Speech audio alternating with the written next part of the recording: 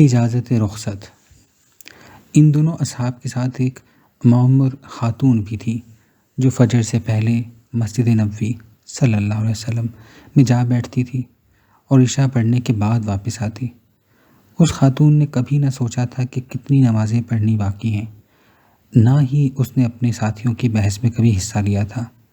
جب بھی وہ بحث چھیڑتے تو خاتون تسبیح اٹھا لیتی اور ذکر میں مصروف ہو جاتی۔ اسے 40 نمازیں پوری کرنے کی فکر نہ تھی۔ اس کے برعکس اسے ایک اور ہی لگن لگی ہوئی تھی جس میں وہ سرشار رہتی تھی۔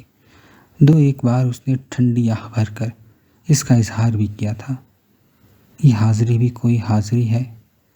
حاضری تو وہ ہوتی ہے جب حضور صلی اللہ علیہ وسلم کے قدموں میں آ کر بیٹھ جاؤں، اور جب تک حضور صلی اللہ علیہ وسلم خود رخصت کی اجازت نہ دیں بیٹھے ہی رہو۔ 3 ماہ کے بعد اجازت ملے، چاہے 1 سال لگ جائے، پھر محترمہ پر رقت طاری ہو جاتی اور اس کی تسبیح کے منکے بھیگ جاتے۔ پھر محترمہ کی باتیں سن کر میرے دل میں 20 سوال ابھرتے۔ ہم دونوں زائر تھے، مدینہ منورہ کے قریب ایک ہی ہوٹل میں مقیم تھے۔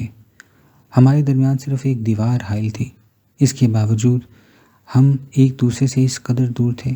وہ مدینہ منورہ میں مقیم تھی، میں مدینہ شہر میں آوارہ تھا۔